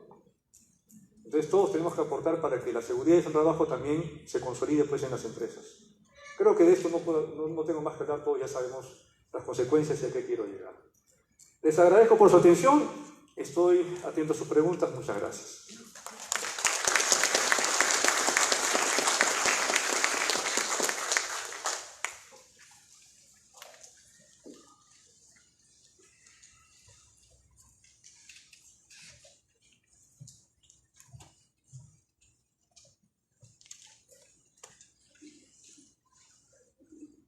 Buenas tardes, muchas gracias primeramente por toda la información. Hace un momento, cuando estuve exponiendo, mencionó de que el comité podría tener algún tipo de responsabilidad si en caso hubiera algún reporte de un fallecido, ¿no? Pero ¿qué pasa si en caso el comité no está siendo preparado, ¿no?, capacitado correctamente? Y en todo caso se está haciendo el trabajo de una manera, como se dice, con escasos conocimientos, y por parte del empleador, por parte del dueño, no hay esa iniciativa de tomar los reportes que se presentan sobre las reuniones, sobre las mejoras que se solicitan, y no hay una atención a tiempo. De todas maneras, a pesar de eso, habría responsabilidad para los miembros del comité, una responsabilidad legal que los pueda perjudicar. Gracias por su respuesta. Sí, bien, agradezco por la pregunta. El tema del comité me gusta hablar bastante sobre eso porque he encontrado en las inspecciones laborales muchas situaciones. Una de ellas muy similar a la que usted menciona. Y la reflexión es que el comité, por lo que veo, no se pone de acuerdo. No llegan a acuerdos, tanto de todos los integrantes. Probablemente, digamos, no hay apoyo de la parte empleadora por el tema de las capacitaciones o del tiempo para las capacitaciones. Por ahí, digamos, falta de repente proactividad o de voluntad de los integrantes del comité. Pero yo lo quiero llevar por otro escenario. Conforme hemos visto, y tal cual la Ley de Seguridad y el Salud, Trabajo y su reglamento literalmente lo consignan en estos instrumentos, el comité, una vez que es constituido y conformado, asume funciones por un plazo de 2 años, puede ser 1 año también. Y en ese periodo, únicamente, tiene que cumplir las funciones que están en la norma, todas las funciones. Aprobar algunos instrumentos, hacer seguimiento, colaborar, estar informados. Yo pregunto, si yo soy, en este caso, candidato o miembro de un comité, ¿puedo darme la licencia o el lujo de no saber lo que tengo que implementar?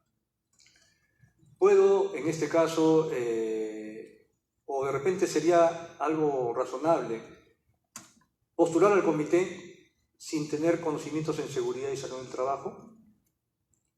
Y digo razonable porque yo voy a implementar una serie de instrumentos técnicos, donde se necesita alguien técnico, alguien que sepa, en este caso, operar, pues, digamos, corazón, alguien que sepa, en este caso, implementar una columna, alguien que sepa, en este caso, cómo funciona una maquinaria.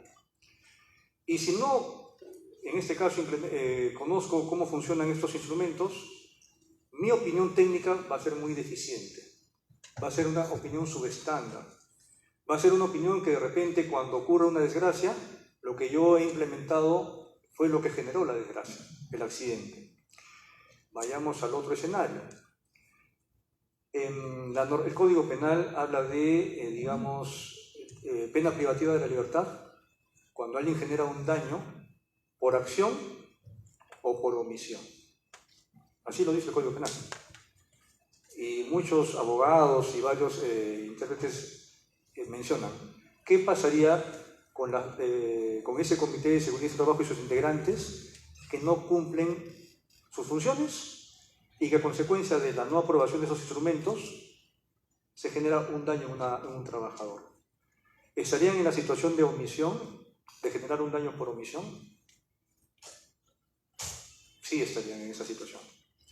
Lo que pasa es que no hay casuística, no hay, digamos, todavía pronunciamientos o de repente afectados que hayan identificado esa situación y hayan decidido, digamos, asumir como responsable al Comité de Seguridad y Trabajo. Pero quien les habla, yo soy, digamos, alguien que tiene claro el panorama y yo diría de que sí deberían de apuntar hacia la responsabilidad de los integrantes del comité por no haber implementado las herramientas en su momento. Pongo el dedo en la llaga. Trabajadores y sindicatos que no aprueban el reglamento interno de seguridad y salud del trabajo durante 1 año o 2 años, y ahí están los estándares para prevención de riesgos en las actividades que se desarrollan en la empresa, simplemente ellos son los que están trabando esa aprobación y de darle el estándar a los trabajadores. En esencia, ellos están, a mi punto de vista, digamos, ante una situación de omisión de esa función. Y en ese contexto, si hay una responsabilidad por medio, sí, digamos, es fácilmente imputable, ¿no?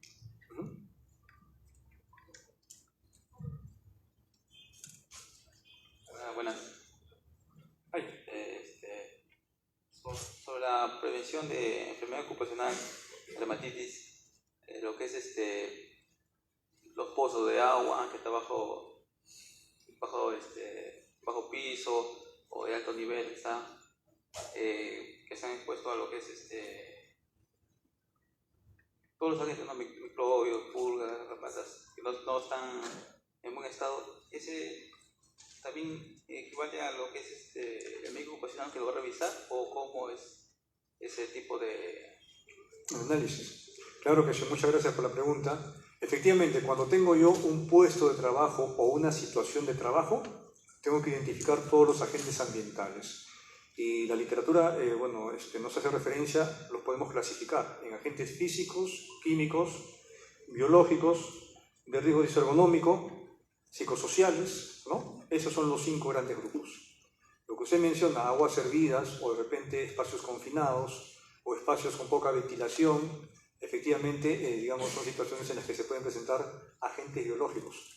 Y cuando hablamos de agentes biológicos, no solamente tenemos a los virus, bacterias, hongos y parásitos, también tenemos sus vectores, los roedores, ofidios, o en este caso también tenemos, digamos, las pulgas, garrapatas y todo lo demás que usted acaba de mencionar. Sí, habría que abordarlo en ese contexto.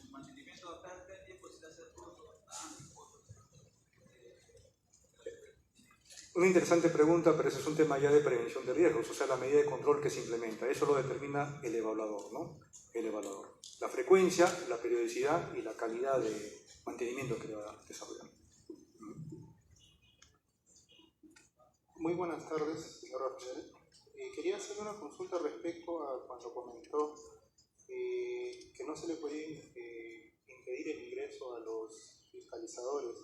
Pero ¿qué pasaría si yo estoy a cargo del área de seguridad y veo que estos inspectores no cuentan con EPPs, ¿no?, mínimos para poder hacer el ingreso, mucho menos el SCTR, y aún así tampoco se encuentran registrados en su portal de SUNAFIL el tema de fiscalizadores? Interesante pregunta. Si no está registrado en el portal de SUNAFIL, no es inspector. Los presentes en este momento a través de un smartphone pueden ingresar a la página web de SUNAFIL y me van a encontrar ahí, digamos, registrado. Si no lo estoy es porque no soy o de repente pues ya he cesado en funciones. Una buena acotación. Lo segundo, en cuanto a no tener EPPs, efectivamente. Todos los actos administrativos y la inspección del trabajo se presume que son actos de buena fe. Y en ese contexto, digamos, si el inspector no cuenta con los implementos de protección personal, yo estoy en la obligación de proporcionarle las facilidades para que pueda hacer la inspección. Esas facilidades contemplan efectivamente proporcionarle la protección al trabajador, que podría ser un EPP o de repente botas de trabajo o de repente un casco para que pueda hacer la inspección. Si no hubiera, habría que ver qué dispone el inspector para poder certificar pues, que no es un impedimento de ingreso, ¿no?, sino es una situación de repente de falta pues, de recursos, ¿no? ¿Ya? Ahora, lo otro, si el inspector pues, digamos, exige ingresar sin esos EPPs, es una situación que expone al inspector pues, a una condición insegura. Y en ese contexto, documentándolo tal cual, efectivamente, por un tema de prevención de riesgos sí se le podría no impedir, pero sí en este caso registrar pues, que el inspector ingresó en una situación, digamos, de exigencia, ¿no?, para más adelante activar las sesiones administrativas del caso. Gracias. Buenas tardes. Yo quería poner un caso muy micro, que es el de las juntas de propietarios en edificios de viviendas, ¿no? Tenemos la obligación de tener al personal, ya sea de portería, mantenimiento, limpieza, en planillas.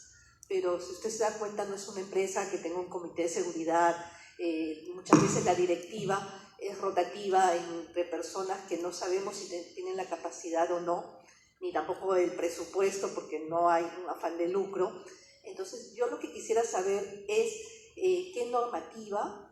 qué normativa nos tendríamos que ceñir y decir, tenemos que cumplir con esto. Por ejemplo, lo que habló de ergonomía. Uno parece que no hubiera ningún problema con un portero, ¿no?, pero sí está sentado pues, muchas horas, o tiene turnos de 12 horas, o está frente a una pantalla con la luz azul, ¿no?, que puede dañar la vista.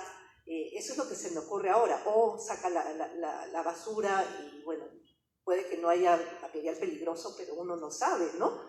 ¿Qué normas nos podemos ceñir y qué luz nos puede dar usted para este caso? Muchísimas gracias. Una interesante pregunta.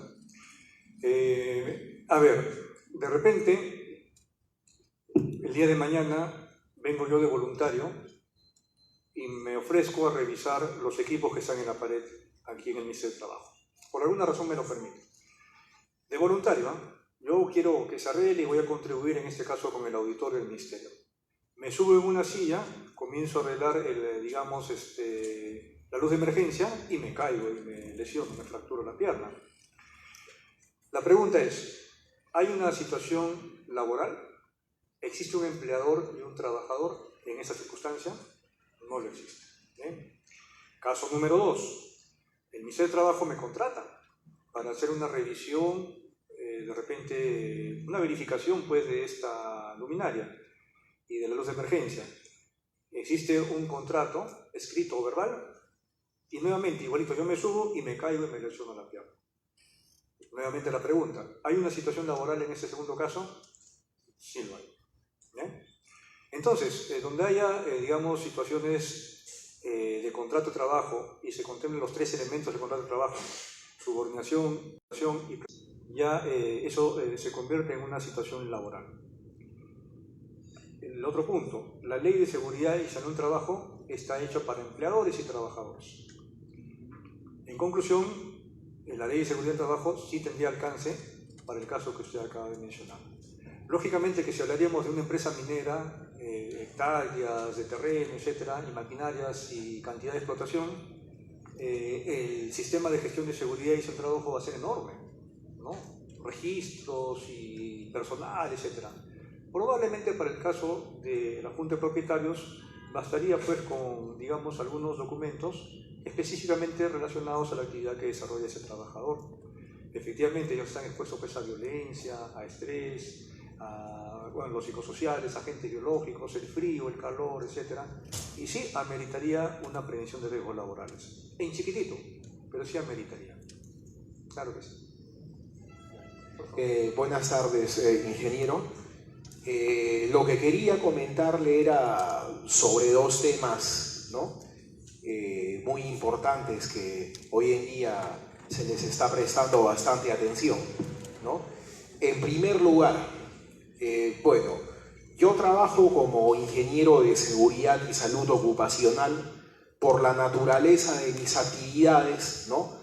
Yo como empresa titular tengo que ir por diferentes proyectos para supervisar sus labores, así como también supervisar el avance de la implementación de sus respectivos sistemas de gestión, ¿no? Y en una oportunidad, ¿no? Ya como en el staff somos varios ingenieros, había un proyecto que, dada la zona era un tanto alejada, casi nadie quería ir por allá. Yo digo, ya, voy a ir yo me voy a encargar de esa zona. Voy por ese proyecto y me doy con la sorpresa que era la primera vez, bueno, que un ingeniero de seguridad llegaba hasta ese proyecto para supervisarnos. Y me di con una sorpresa que la verdad me dejó atónito, en el sentido que en el momento que me contactan con el ingeniero de seguridad y salud en el trabajo de ellos, me sorprendí al encontrarme con que el señor era venezolano, en primer lugar. En segundo lugar, ¿no? Cuando le hago la pregunta, ¿se encuentra usted habilitado, titulado y colegiado? Y él, según el señor, me decía que en su país sí lo estaba, pero acá su colegiatura no era válida. Me doy con otra sorpresa también, que el señor ni siquiera figuraba en la planilla de los trabajadores, ¿no? En tercer lugar, estaban pagándole mucho, pero mucho menos que lo que le pagan a un ingeniero peruano, ¿no? Y me daba con la sorpresa pues que había empresarios que, por según ellos ahorrar costos, estaban contratando a un personal de prácticamente mano de obra barata. Y lo más delicado era que ese señor se estaba dando el lujo de firmar documentos que por ley son fiscalizables, ¿no? Por la autoridad competente, ¿no? Mi pregunta va, ¿cómo la SUNAFIL aborda ese tipo de temas? ¿Cómo la SUNAFIL va a fiscalizar ese tipo de situaciones? Y en segundo lugar, acerca de si el Comité de Seguridad y Salud en el Trabajo de un modo u otro va a tener que abordar también sobre la conformación del Comité de Hostigamiento Sexual. ¿No? Ok, gracias. Bueno, sí, hay normativa, digamos, específica referente a los trabajadores extranjeros, inmigrantes, en general, ¿no? Lo que se exige es, si un trabajador extranjero cumple con la normativa en cuanto a documentos, su PTP, su pasaporte, etc., sí puede trabajar en el país y asume cualquier tipo de trabajador extranjero todos los beneficios mediante un contrato de trabajo como un trabajador peruano, todos sus beneficios. Lo segundo, en cuanto al tema de prevención de riesgos, si es que puede desarrollar esa función, de acuerdo a nuestra normativa, no hay para todos los sectores económicos, salvo algunos puntuales, creo que usted menciona así lo requiere, para desarrollar la labor de prevención de riesgos no se requiere una certificación a la fecha, salvo en algunos sectores puntuales, creo que el que usted me menciona, creo que sí, ¿no? ¿Bien? El otro sería que si hay algún sector puntual que requiere, digamos, una acreditación de prevencionista, estaría el tema de la homologación. Si no hay homologación, lógicamente que no podría ocupar esa plaza de trabajo, ¿no? Y bueno, y lo otro, en cuanto, digamos, a las acciones de SUNAFIL, SUNAFIL desarrolla, no es parte de la ponencia, pero SUNAFIL desarrolla una serie de actividades tanto de prevención en cuanto a seguridad de trabajo y de atención de denuncias, ¿no? Y se ciñe en base a un plan anual de inspección de trabajo, metas. Dentro de esa, digamos, de esas metas está el tema de fiscalizar los sectores económicos más sensibles. Efectivamente, ¿no? Digamos, en cuanto al tema del trabajador extranjero, se están desarrollando estrategias para ver puntualmente el tema de la cuota de extranjeros, o sea, el porcentaje en cuanto a la planilla de una empresa. Si son 100 trabajadores, hay un tope máximo de extranjeros que podrían contratar esa empresa. Y lo otro es, digamos, el tema de la remuneración. Por ejemplo, que sea el caso de que un trabajador extranjero gane más del 50% de la planilla de todos los trabajadores, eso es en contra de la normativa. Entonces, eso sería lo que, bueno, SUNAFIL en cumplimiento de sus funciones desarrolla. ¿Bien? Ese sería básicamente el panorama. Gracias.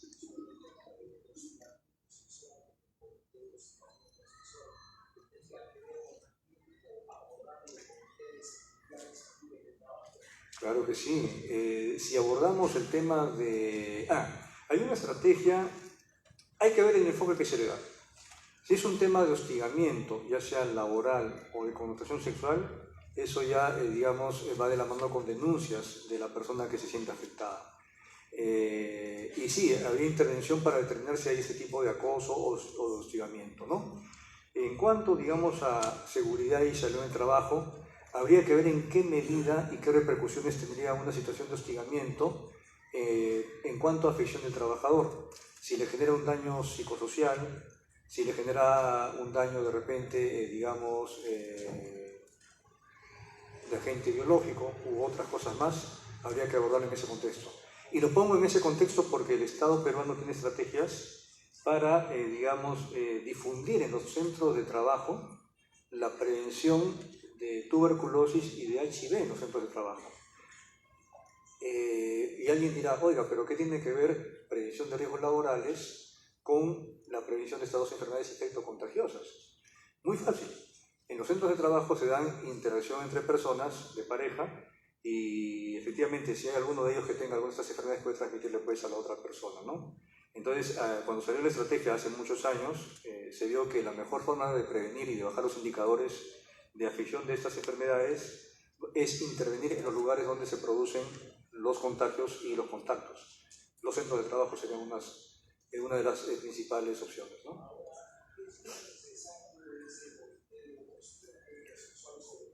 Por normativa, sí, claro que sí.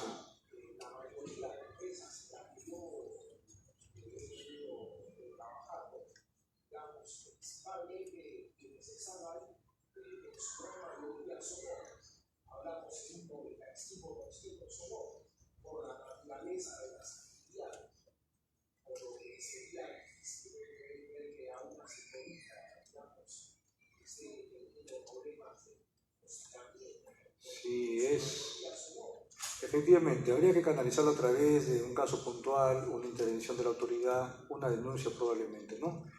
SUNAFIL está, digamos, a disposición de los trabajadores vía web, presencialmente también lo pueden hacer en todas las intendencias regionales. Gracias. Sí, bueno, hasta le quiero hacer una pregunta puntual. Trabajé en el sector pesquero y me parece que, no sé si SUNAFIL tiene algunas limitaciones para hacer inspecciones en barcos, o no hay personal especializado todavía. Excelente pregunta, muchas gracias, excelente pregunta. Sí, SUNAFIL tiene competencia en el ámbito nacional y las embarcaciones pesqueras, las aeronaves, digamos, forman parte de acuerdo a su nacionalidad, ¿no? Digamos, forman parte pues de la fiscalización. Lo segundo, personal capacitado, quien le habla, cuando tuvo que hacer una fiscalización hace muchos años para el tema pesquero, sí había un poco de falta de competencia, ¿no? O sea, falta de entrenamiento, por decirlo así. A la fecha hay personal de SUNAFIL que ya está entrenándose y especializado en el tema de fiscalización para embarcaciones. En el puerto del Callao, en Chimbote también lo hacen, ¿no? Claro que sí, sí es fiscalizable y sí lo están haciendo, ¿no? Claro que sí. Buenas tardes, tengo dos preguntas. Más que todo en un tema legal. Si hablo del empleador de construcción civil, si tiene varios proyectos, correcto, y sabemos que él es el responsable legal, ¿hasta qué nivel puede delegar sus responsabilidades a cada residente del proyecto? O sea, ¿puede llegar hasta residente o puede llegar hasta asesor de campo, un maestro de obra? ¿Hasta dónde puede delegar la responsabilidad? Es una. La otra es, en el caso de una mujer embarazada de un proyecto, alguna obra, una empresa, de 8 meses o alguna cifra así, y ocurre un accidente, y en este accidente esa mujer embarazada pierde el bebé, ¿se considera un accidente mortal, como para el tema estadístico? Sí, entendí la primera pregunta. A ver, la primera es en cuanto a la responsabilidad penal, digamos, o la responsabilidad finalmente, ¿no? Que podría imputársele a una línea jerárquica por un accidente de trabajo. Cada uno responde de acuerdo a su responsabilidad y lo que no implementó. Si la supervisión le correspondía en ese caso al residente, el residente tiene responsabilidad. Si el prevencionista no implementó de repente las barreras o protecciones individuales o colectivas, tiene responsabilidad. Si el maestro de obra tenía la responsabilidad de asegurar el lugar de trabajo, también presenta responsabilidad. Se han dado casos. Cada uno tiene distinta responsabilidad de acuerdo, digamos, a lo que le corresponde desarrollar en prevención de riesgos laborales, y en este caso sí, hay casos que ya se ha comprometido a cada uno de ellos, ¿no? Claro que sí. La segunda pregunta no le entendí. La segunda pregunta es, si una mujer embarazada de 8 meses, ¿correcto?, sufre un accidente y a consecuencia de esto pierde el bebé, ¿se consideraría un accidente mortal? El bebé no para estadísticas. No, y es una pregunta que no se ha dado, pero sí la puedo responder con el conocimiento de la normativa. El trabajador sería la mujer gestante. El bebé sería considerado como un tercero. Ahora, lo otro, ojo, de que es bebé cuando recién nace, antes de que naciera no es considerado todavía un ser vivo, no un ciudadano, ¿no? Es un feto que está en desarrollo.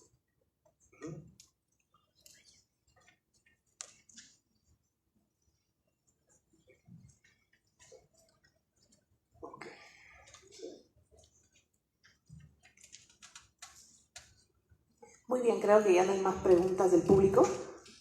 Bien, agradecemos la participación a todos ustedes. Muchas gracias por acompañarnos semana a semana en esos seminarios que están realizando la Intendencia de Lima Metropolitana. A su vez también agradecer al inspector de trabajo, el doctor Wilfredo Regalado, quien nos ha dado hoy una ponencia en respecto a seguridad y salud en el trabajo. Bueno, para indicarles, estos certificados, las constancias de participación de esta conferencia informativa van a ser entregadas a partir del 24 de febrero, de lunes a viernes, de 2:30 a 4:30. La información la tienen consignada acá en el documento que se les ha entregado. Igual también las diapositivas van a ser remitidas a los correos electrónicos que ustedes han registrado al momento de registrar su participación.